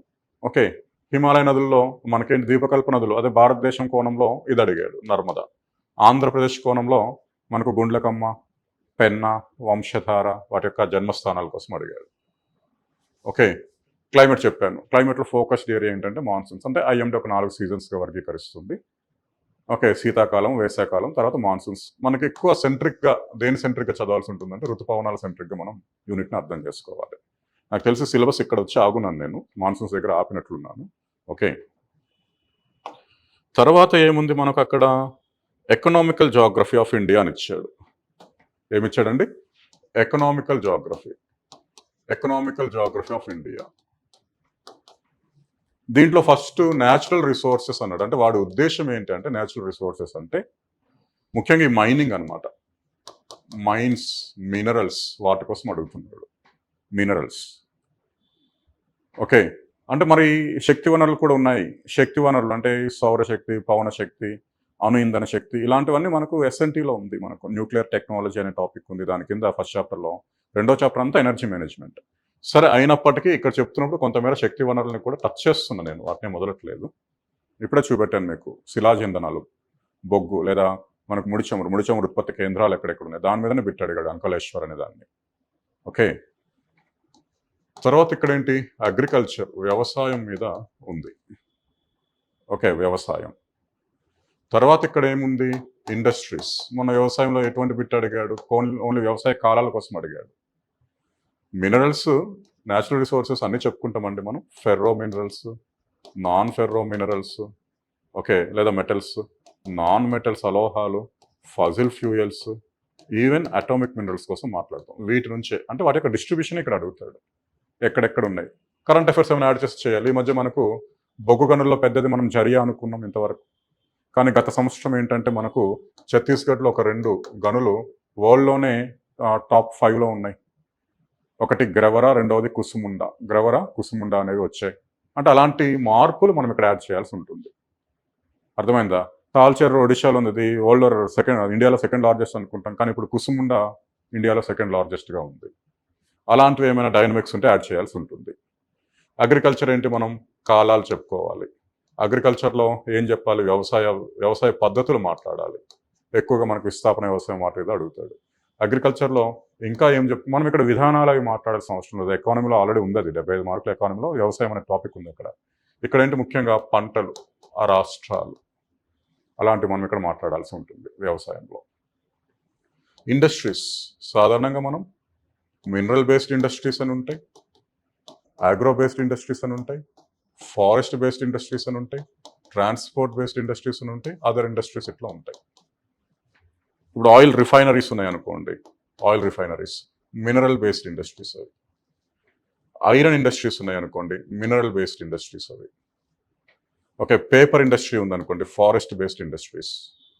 ఓకే, జనరల్గా వీళ్ళు ఎక్కువగా ఏపీపీఎస్సీలో వాళ్ళు ఫోకస్ చేస్తుంది ఏంటంటే ఆ పరిశ్రమలు ఎక్కడ ఏర్పడుతున్నాయి లేదా పారిశ్రామిక నగరాలు ఎక్కడ ఉన్నాయని అడుగుతున్నాడు. మొన్న ఏం అడిగాడు మనకు, సిమెంట్ ఇండస్ట్రీ మొదటిది 1904లో ఎక్కడ ఏర్పాటు చేశారు, మెడ్రాస్ లేదా చెన్నై. అదే ఏపీలో అయితే మనకు ఎక్కడ, ఏపీలో మనకు ఈ గుంటూరులో మనకు ఇప్పుడు జగన్ ఇల్లు ఉంది కదండి ఆ ప్రాంతం. ఓకే, ఏపీలో గుంటూరులో ఫస్ట్ ఏర్పాటు చేస్తారు. జగన్ నివాసం ఉంటున్న ప్రాంతంలోనే ఫస్ట్ ఉందండి. చూడండి, గ్రామ పేరు సరిగ్గా గుర్తు రావట్లేదు ఇప్పటికీ. సో అలాంటి లొకేషన్స్ అడుగుతుంటాడు, ఇండస్ట్రీస్ లొకేషన్స్ ఎక్కడ ఏర్పాటు చేశారు, ఎప్పుడు ఏర్పాటు చేశారు, అలాంటిది ఇండస్ట్రీలు అడుగుతాడు. నాలుగవది ఏంటంటే ట్రాన్స్పోర్ట్ చాలా అద్భుతమైన యూనిట్ అండి ఇది. అంటే ఇక్కడ మనకు జనరల్గా పైప్ లైన్ ట్రాన్స్పోర్ట్ అడిగాడు, హెచ్బీజే పైప్ లైన్ ఎక్కడ ఉంది, మహారాష్ట్ర ఇచ్చాడు, మహారాష్ట్ర లేదనమాట. మనకు హజీరా గుజరాత్, బీజాపూర్ లేదా విజయపూర్ మనకి Madhya Pradesh, Jagdishpur Uttar Pradesh. Okay, pipe lines మనం ఒక 6-7 మాట్లాడతాం, దాంట్లో దీనికోసం ఖచ్చితంగా మాట్లాడతాం పెద్దది కాబట్టి. లేదా మొదటిది ఎక్కువగా అడుగుతాడు, లేదా చిన్నది ఎక్కువగా అడుగుతాడు, లేదా సముద్రం ద్వారా ఉన్నది అడుగుతాడు. అలాంటివి చూసుకోవాలి. పైప్ లైన్ ట్రాన్స్పోర్ట్, రోడ్డు, రైలు, ఎయిర్, వాటర్ ట్రాన్స్పోర్ట్. అసలు పైప్ లైన్స్ రెగ్యులర్గా అడుగుతున్నాడు, లేదంటే ఇన్లాండ్ వాటర్ వేస్ అడుగుతాడు. అంతఃస్థలీయ జల రవాణా కోసం ఎక్కువగా అడుగుతున్నాడు ఈ మధ్య. ఓకే, రైల్వేకి ఎక్కువగా టచ్ చేసేది ఏంటంటే జోన్స్ ఎక్కువగా అడిగే అవకాశం ఉంది, లేదా లేటెస్ట్ డెవలప్మెంట్స్ కూడా అడగవచ్చు. చీనా మీద ఎత్తైన రైల్వే బ్రిడ్జ్ కట్టారని. ఓకే, ఈ మధ్య కాలంలో వచ్చినాయి. ఇక్కడ విధానాలు అలాంటివి మనది కాదండి. విధానాలు, పాలసీస్, ప్రోగ్రామ్స్ మనకి ఛాన్స్ లేదు. ఓకే, ఎకనామికల్ జాగ్రఫీలో ఈ 4 ఇంపార్టెంట్. వీళ్ళు కొత్తగా ఏం చేశారంటే, మీరు ఒకవేళ చూస్తే మనకు సోషియో ఎకనామిక్ సర్వే అని ఉంటుంది ఏపీలో. అక్కడ ఎకనామిక్ ఇన్ఫ్రాస్ట్రక్చర్ అని వస్తుంది. ఎకనామిక్ ఇన్ఫ్రాస్ట్రక్చర్ ఆ విషయంలో మనకు ఇప్పుడు ఇండస్ట్రీస్, తర్వాత ఏంటి పవర్, ఎలక్ట్రిసిటీ, ఎనర్జీ, ఆ తర్వాత రోడ్డు, తర్వాత రైలు, తర్వాత ఎయిర్పోర్టు, తర్వాత పోర్ట్స్ వచ్చాక ఈ ఎకనామిక్ ఇన్ఫ్రాస్ట్రక్చర్ అనే సోషియో ఎకనామిక్ సర్వేలో దీంతో పాటు పోర్ట్స్ తర్వాత ఏమన్నాడంటే కమ్యూనికేషన్, తర్వాత టూరిజం, ఓకే, ఆ తర్వాత ట్రేడ్ అని ఇచ్చాడు. అది యాస్టీస్కి తెచ్చి సివిల్ మన జాగ్రఫీలో పడేశారు. వాడు దీన్ని అస్సలు దేకలేదు, పట్టించుకోలేదు. మరి మన జాగ్రఫీ దృష్టిలో కమ్యూనికేషన్ అంటే ఏంటంటే అనాథగా కమ్యూనికేషన్ జరుగుతుంది, పోస్ట్స్. అనాథగా కమ్యూనికేషన్, మనీ కమ్యూనికేషన్ దేని ద్వారా జరుగుతుందంటే మనకు బ్యాంక్స్. ఓకే, వాటి మీద అడుగుతాడు, ఎన్ని పోస్ట్ ఆఫీసెస్ ఉన్నాయి, ఎన్ని హెడ్ బ్రాంచెస్ ఉన్నాయి, ఏ జిల్లాలో ఎక్కువగా ఉన్నాయి, ఎక్కడ తక్కువగా ఉన్నాయి, ఎన్ని బ్యాంక్స్ ఉన్నాయి, ఆ కోణం. ఇక్కడ కమ్యూనికేషన్ అంటే ఎస్ఎన్టీ కమ్యూనికేషన్ కాదు, అంటే ఇస్రో టెక్నాలజీ అది కాదు. మీకు అర్థమవుతుందా? అది ఆల్రెడీ అక్కడ ఒక చాప్టర్ ఉంది దేంట్లో, ఎస్ఎన్టీలో. అండ్ ఇక్కడ టూరిజం కోసం అడగచ్చు, ముఖ్యంగా టూరిస్ట్ ప్లేసెస్. మనకి natural tourism, ecotourism, temple tourism, coastal tourism, okay, tribal tourism, అలాంటి వాటి మీద కూడా ఛాన్సెస్ ఉన్నాయి. ఇక్కడ ఏమైనా స్కీమ్స్లో ఏమైనా ఈ మధ్య మన ఏపీ యాడ్ అయితే అలాంటివి కూడా, ప్రసాదం స్కీమ్ అని ఇలాంటివి ఉన్నాయి, అవి కూడా కొంచెం చూడాల్సి ఉంటుంది. ఎక్కువగా మనకు లోకల్గానే అడిగాడు, బీచెస్ కోసం అడిగాడు, ఏపీ బీచెస్ ఫేమస్ కాబట్టి. మనం అన్నీ మాట్లాడడం, even blue flag certification process, blue flag certified beaches, ఆ చివరి 11th 12th బీచెస్ అయిన లక్షద్వీప్లో మినికాయతుండి and Kadmat beaches. Okay, trade ఎకానమీలో ఒక ఫుల్ టాపిక్ అది. ఇక్కడ ట్రేడ్ ఏంటంటే ఇండియా ఏపీకి సంబంధించి టాప్ మోస్ట్ ట్రేడ్ ఐటమ్స్ ఏంటి, ఎక్స్పోర్ట్స్ ఏమున్నాయి, ఇంపోర్ట్స్ ఏమున్నాయి, టాప్ మోస్ట్ డెస్టినేషన్స్ ఏంటి. ఓకే, ట్రేడ్ విషయంలో గవర్నమెంట్ ఆఫ్ ఇండియా ఏపీకి టార్గెట్ ఇచ్చింది. అప్పటి 13 జిల్లాల్లో ఏ జిల్లా ఏ వస్తువుని ట్రేడ్ ఎక్కువగా చేయాలి, 1 district 1 product అని కాన్సెప్ట్ తీసుకొచ్చింది. ఓకే, ఇంకా ఏముంటే ఆ టైంలో మీరు ఎగ్జామ్కి వెళ్తున్న టైంలో విదేశీ మారక ద్రవ్య నిల్వలు ఎన్ని ఉన్నాయి, ఇలాంటివి చూసుకోవాలి తప్పించి ఈ ట్రేడ్ మనకేంటి అంటే మనకి మళ్ళీ మీరు ఎకానమీ వైపు వెళ్ళకూడదు. అసలు ఎకానమీ అనేది టచ్ చేయకుండా జాగ్రఫీ ట్రేడ్ ఏంటంటే ఏ వస్తువు ఎట్లా వెళ్తుంది, ఏ కంట్రీకి వెళ్తుంది, ఏ కంట్రీ టాప్ పొజిషన్లో ఉంది, టాప్ మోస్ట్ ఎక్స్పోర్టెడ్ గూడ్స్ ఏంటి, ఇంపోర్టెడ్ ఏంటి, top most countries of exports, imports ఏంటి, ఓకే, సర్ప్లస్ కంట్రీస్ ఏంటి, డెఫిషిట్ కంట్రీస్ ఏంటి, అలాంటి కొంచెం డేటానే ఇక్కడ ఉంటుంది ట్రేడ్లో. అయినా ఇవి టచ్ చేయట్లేదు వాడు, వీటి మీదనే ఫోకస్ పెడుతున్నాడు. Minerals, agriculture, industries and transport మీద ఎక్కువగా ఫోకస్ పెడుతుండే ఎకనామిక్ జాగ్రఫీలో. ఓకేనా?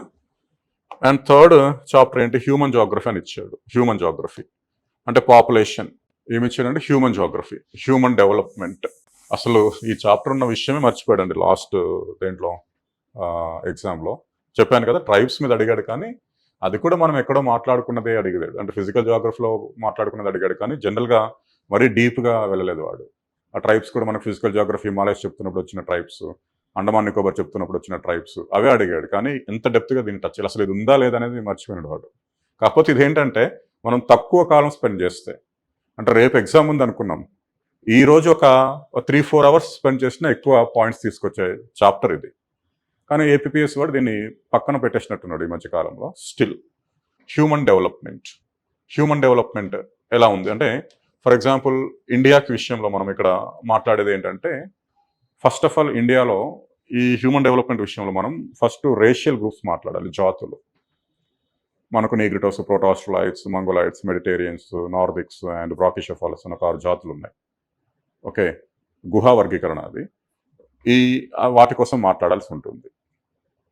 ఆ తర్వాత మనం మాట్లాడాల్సింది ఏంటంటే, ఈవెన్ మనకి కంపారిజన్, వరల్డ్కి ఇండియాకి కంపారిజన్ ఏంటి, అసలు సెన్సస్ 1872 నుంచి ఇప్పటికి మార్పులు ఎట్లా ఉన్నాయి, అలాంటిది ఇక్కడ మాట్లాడాలి. మాట్లాడాక సరే వీడియో ఒక ఎలా అంటే ఒక హ్యూమన్ డెవలప్మెంట్ అని పెట్టేసాడు. హ్యూమన్ డెవలప్మెంట్ ఫ్యాక్టర్స్, ఇండెక్స్ అట్లా ఇంకా అడగలేదు. స్టిల్ మనం వాల్యూ అడిషన్గా చేయాలి. ఏంటి, what is human development index, India human development ఇండెక్స్కి ఎట్లా సపోర్ట్ చేస్తుంది, ఇండియాలో స్టేట్స్ యొక్క పరిస్థితి ఏంటి, అలాంటిది ఇక్కడ చూసుకోవాలి. ఓకే, నెక్స్ట్ డెమోగ్రాఫిక్స్ అంటే జనాభా లక్షణాంశాలు. ఈ డెమోగ్రాఫిక్స్లో మనకు అన్నీ వస్తాయండి. ఏమేమి వస్తాయంటే, ఫస్ట్ పాపులేషన్, జనాభా పరంగా రాష్ట్రాలు, జనాభా పరంగా జిల్లాలు, తర్వాత జనసాంద్రత టాప్ 4 ఏంటి, టాప్ 5 ఏంటి, లేదా కొన్ని సర్టెన్ స్టేట్స్ ఇచ్చి వాటిని అరేంజ్ చేయమంటాడు. తర్వాత డికేడల్ గ్రోత్ రేట్, దశాబ్ద వృద్ధి రేట్ అంటే ఏంటి, దాంట్లో ఏ స్టేట్స్ ఉన్నాయి, ఏ డిస్ట్రిక్ట్స్ ఉన్నాయి, లిటరసీ రేట్ ఏంటి, అక్షరాస్యత రేటు, స్త్రీ పురుష నిష్పత్తి ఏంటి. ఓకే, అలాంటివి ఇక్కడ డెమోగ్రఫిక్స్లో చూడాలి. అర్థమైందా? Urbanisation and migration, urbanisation patterns ఏంటి, 1940s 1950s నుంచి అటు ఇండియాలో ఇటు ఏపీలో. ఏపీ లో అర్బనైజేషన్ కలిగి ఉంది. అర్బనైజ్డ్ డిస్ట్రిక్ట్స్ ఏంటి, రూరలైజేషన్ జరుగుతున్న డిస్ట్రిక్ట్స్ ఏంటి, అర్బన్ మైగ్రేషన్స్. లాస్ట్ యాక్చువల్గా ఒకసారి ఏది ఎక్కడ చూశాను, అర్బన్ మైగ్రేషన్ ఎక్కువగా జరిగిన జిల్లా ఏదేనంటే విశాఖపట్నం అని పెట్టారు. ఓకే, అర్బన్ మైగ్రేషన్ అంటే వాడి ఉద్దేశం అర్బన్ వైపు ఎక్కువగా migrate, rural to urban migration 69% జరిగిందంట అప్పటి కడప జిల్లాలో. అర్థమైందా? అంటే దీనికి అంతటికి మనకు అంటే ఏపీ విషయంలో మనం చూసుకోవాల్సింది ఏంటంటే, ఏపీ స్టాటిస్టికల్ అబ్స్ట్రాక్ట్ అని ఒక డాక్యుమెంట్ వస్తుంది, దాన్ని బేస్ చేసుకొని చెప్తాం ఇదంతా. ఇండియా విషయంలో ఏంటంటే మనకు census commission of India reports కానీ, నేషనల్ శాంపుల్ సర్వే ఉంటుంది కదండి, ఆ రిపోర్ట్స్ కానీ బేస్ చేసుకొని చెప్పాల్సి ఉంటుంది. ఈవెన్ నేను కూడా వీటిని చెప్పడానికి కొంచెం మన ఎకానమీ ఫ్యాకల్టీస్ యొక్క బుక్స్ ఉంటాయి కదండి, వాటిని కొంచెం ఫాలో అవుతుంటాను. ఓకే, రేషియల్ చెప్పాను కదా, హ్యూమన్ డెవలప్మెంట్లోనే రేషియల్, జాతుల కోసం మాట్లాడతామని. అండ్ ట్రైబ్స్ అనేది ఇంపార్టెంట్ అండి. నేను ఇది చెప్తున్నప్పుడు, ఈ చాప్టర్ చెప్తున్నప్పుడల్లా కూడా నేను ఎక్కువగా మన వాళ్ళకి అంటే స్టూడెంట్స్ చెప్పేది ఏంటంటే, ఎక్కడైతే ట్రైబ్ అని వచ్చిందంటే అది ఇంపార్టెంటే. ఇండియాలో ట్రైబ్స్, ముఖ్యంగా స్టేట్స్ ట్రైబ్స్, ఫిజియోగ్రఫీ ట్రైబ్స్. ఇప్పుడు మనం వెస్టర్న్ ఘాట్స్ మాట్లాడుతున్నాము, దక్షిణ పశ్చిమ కనుమల్లో మనకు తోడ, బడగ, ఇరుల, కోట అనే ట్రైబ్స్ ఉంటారు. అండమాన్ నికోబార్ మాట్లాడుతాం, చారువా, షాంపెన్, ఓంగే, ఓకే, అండ్ సెంటినలీస్ వంటి ట్రైబ్స్ ఉంటారు. హిమాలయస్ మాట్లాడుతున్నాం, జమ్మూ కాశ్మీర్ టు ఉత్తరాఖండ్, గద్దీస్, గుజ్జర్స్, బేకర్వాల్స్ ఉంటారు. సిక్కిం మనకు షెర్పాస్, బూటియాస్ అలాంటి ఉంటారు. అంటే మనకు ఆల్మోస్ట్ ఇండియాలో టాప్ ట్రైబ్స్ ఎవరు బై పాపులేషన్. ఓకే, భిల్స్, ఘోన్స్, ఖిల్స్, ఓకే, సంతాల్స్, ఇట్లా మనం చెప్పుకోవాలి ట్రైబ్స్ కోసం. ఇక్కడ ట్రైబల్ ఫీచర్స్ అవి మాట్లాడలేమండి, మీరు అర్థం చేసుకోండి. అంటే ఇది ఒక చిన్న సబ్ టాపిక్. ట్రైబల్ ఫీచర్స్, వాళ్ళ యొక్క లక్షణాలు ఏంటి, అక్కడ ఉన్న వ్యవస్థలు ఏంటి, వాళ్ళ యొక్క సాంప్రదాయాలు ఏంటి, అది సోషియాలజీ, అది సొసైటీ, అది సోషియాలజీ, అది జాగ్రఫీ కాదు. Okay, and religious and linguistic groups కోసం చెప్పాను. యూట్యూబ్లో కూడా వీడియో ఉంది, చూడండి. భారతదేశంలో ఉన్న భాషలు, ఆ భాషల వర్గీకరణ ఎట్లా జరిగింది, ఇండో ఆరియన్ అని, ద్రవిడియన్ అని, ఓకే, ఆస్ట్రిక్ అని. అర్థమవుతుందా? దీంట్లో మనకి ఇంకా వాటిలో ఉపవర్గాలు కూడా ఉన్నాయి. ఓకే, ఆంధ్రప్రదేశ్లో సవర భాష ఉంది. సరే, దానికి లిపిని మన వ్యవహారిక భాషా పితామహుడు దానికి అనుకున్నాడు, అదంతా ఓకే. అది ఏ కేటగిరీకి చెందింది అని అడుగుతాడు. అర్థమైంది. అది ఏషియో ఆస్ట్రిక్ లాంగ్వేజ్కి సంబంధించింది. అది ద్రవిడియన్ లాంగ్వేజ్ గ్రూప్కి సంబంధించింది కాదు. ద్రవిడియన్ లాంగ్వేజ్ గ్రూప్లో లిపి ఎక్కువగా ఉన్న భాషలు నార్త్ ద్రవిడియనా, మిడిల్ ద్రవిడియనా, సౌత్ ద్రవిడియనా అడుగుతాడు. ఇంకొంచెం చట్టం పరిధిలోకి వస్తే కనుక మన కాన్స్టిట్యూషన్లో లాంగ్వేజెస్ ఏంటి, ఎప్పుడెప్పుడు ఏం యాడ్ చేశారు, ఒక పాలిటీ ఫ్యాకల్టీ చెప్పారు 21 ఒకటిసారి సవరణ జరిగింది, 71 ఒకటిసారి సవరణ జరిగింది, 92 21 ప్లస్ 71 92 ఒకటి సవరణ సార్, మళ్ళీ 4 భాషలు యాడ్ చేశారు, 21 ఒక భాష, 71 కొన్ని భాషలు, 92 4 భాషలు యాడ్ చేశారు. క్లూ ఇచ్చాడు అతను ఇలా ఉంటుందని. ఓకే, ఇంకొంచెం వాల్యూ అడిషన్ చేయాలంటే మనకు కల్చరల్ స్టేటస్ ఉన్న లాంగ్వేజెస్ ఏంటి, ఓకే, వరల్డ్లో ఇప్పుడు హిందీ పొజిషన్ ఏంటి, వరల్డ్లో తెలుగు పొజిషన్ ఏంటి అనేది మనం ఇక్కడ చెప్పుకుంటాం. కానీ బాగా నెగ్లెక్ట్ చేస్తున్న సెక్షన్ ఇది ఏపీపీఎస్సి. కానీ చాలా సందర్భాల్లో మనకి గ్రూప్ 1లో ఇది బాగానే అడుగుతున్నారు, గ్రూప్ 2లో అడగలేదు. ఇక్కడ తెలంగాణలో మాత్రం దీని నుంచి ఎక్కువ బిట్స్ వస్తున్నాయి, దేని నుంచి, హ్యూమన్ జోగ్రఫీ నుంచి. ఓకే, కాకపోతే ఇది ఏంటంటే ఎగ్జామ్ ముందు మనం ఒక 2-3 అవర్స్ మనది కాదనుకుంటే మంచి స్కోరింగ్ ఉన్న టాపిక్ అండి. ఓకేనా, ఇది సిలబస్ ఎక్స్ప్లెనేషను. క్వశ్చన్స్ కూడా సింపుల్గా ఇచ్చాడు, మీకు పేపర్ అవైలబిలిటీ ఉంది ఏపీపీఎస్సీ వెబ్సైట్లో, ఇక్కడ కూడా చూపెట్టాను, చూడండి, కంపేర్ చేసుకోండి.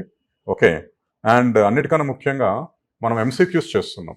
లాస్ట్ టైం అయితే ఇక్కడ ఎన్ని ఉన్నాయండి, ఇవి ఒక 5, 6, ఇవి ఒక 5, అంతేనా, 11 టాపిక్స్ అనుకుంటా, 10 నుంచి 11 ఇక్కడ ఉన్నాయి. ఇక్కడ ఒక 8 నుంచి 9 ఉన్నాయి, ఇక్కడ ఒక 7 ఉన్నాయి. ఇంచుమించు 27 టాపిక్స్కి సంబంధించి ఒక్కొక్క టాపిక్లో 20 బిట్లు, అది కూడా బెస్ట్ బిట్స్ తయారు చేసి ఇచ్చాను, నా సొంత హస్తాలతో నేనే తయారు చేసి ఇచ్చాను. 500 పైగా, 500 నుంచి 600 మధ్యలో బిట్స్ ఇచ్చాను. కోర్సు కన్నా బిట్లు చెప్తున్నప్పుడు, ఎంసీక్యూస్ చెప్తున్నప్పుడే కొంచెం ఫెమిలియారిటీ వచ్చింది. చాలామంది ఆస్పిరెంట్స్ సిన్సియర్గా థ్యాంక్స్ చెప్పారు, హ్యాపీ. అండ్ అది వాళ్ళ యొక్క ఆలోచన విధానాన్ని, వాళ్ళ యొక్క ప్రిపరేషన్ విధానాన్ని, ఇంకెక్కడ చదవాలి, ఎలా చదవాలి అనే విధానాన్ని మార్చిందని, అది ఎగ్జామ్లో కూడా ఉపయోగపడింది, వేరే సబ్జెక్ట్స్ కూడా ఉపయోగపడింది అని చెప్పడం జరిగింది. ఓకే, యాక్చువల్గా ఇప్పుడు ఈ వీడియో నాకు చేయాలని లేదు, ఎందుకంటే ఎన్నిసార్లు చేస్తామండి సిలబస్కి ఎక్స్ప్లెనేషన్. ఓకే, అది అయిపోయింది, సిలబస్ ఫిక్స్ అయిపోయింది. ఆ సిలబస్లో ఈ కాన్సెప్ట్స్ ఉంటాయి, మనం ఏంటి ఆస్పిరెంట్ ఏం చేయాలి, చదవాలంతే, అర్థం చేసుకోవాలి, చదవాలి. ఒక టాపిక్ ఏంటంటే, ఫర్ ఎగ్జాంపుల్ ఏదో టాపిక్ చెప్తున్నాను, కొంతే అర్థం అవ్వచ్చు ఆస్పిరెంట్కి, నేనని కదా ఏ ఫ్యాకల్టీ చెప్తున్నా కూడా.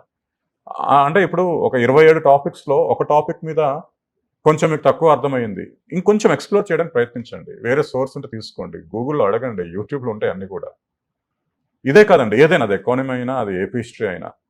అంటే ఎలా ఉన్నారంటే, నేను చూస్తున్నా కదా, ప్రత్యక్షంగా చూస్తున్నా, కొంతమంది చిన్న పదాలండి, చిన్న పదాలకి వాళ్ళకి డిఫరెన్స్ తెలియట్లేదు. అంటే మైదానం అంటే ఏంటి అనేది అస్పష్టత ఉంది. అంటే ఇక్కడ ఏపీపీఎస్సీలో ప్రిపేర్ అవుతున్నప్పుడు మరీ ఘోరంగా, అంటే నది అంటే ఏంటి, మైదానం అంటే ఏంటి, ఇలాంటివి వివరించలేమండి. అది చాలా తప్పు కూడా, అంత మరీ లో లెవెల్లో చెప్పలేము. చిన్న బేసిక్స్, అదే. అంటే ఎందుకంటే పేపర్లో మీరు, లేకపోతే మీ టోటల్ డిగ్రీ లైఫ్లో ఏంటంటే మీరు ఈ పదాలు వినుంటారు, రాజ్యాంగమనో, ఆర్టికల్ అనో, సింహాసనమనో, రాజవంశమనో, ఓకే, ఇంకొంచెం కూడా వినుంటారు. అదే ఈ జాగ్రఫీ, ఎకానమీకి వచ్చేటప్పటికి ఏంటంటే ఆ పదాలు మీరు వినకపోయి ఉంటారు, అందుకే కొంచెం ఆ పదం మీద ఫోకస్ పెడుతున్నారు. అది కాదు, ఏం అడుగుతున్నాడు ఎగ్జామ్లో, ఏం అడుగుతున్నాడు అవి చూడండి, క్వశ్చన్ పేపర్స్ చూడండి బాగా. అంటే మనం ఎటువైపు చదవాలనేది ఆలోచన వస్తుంది.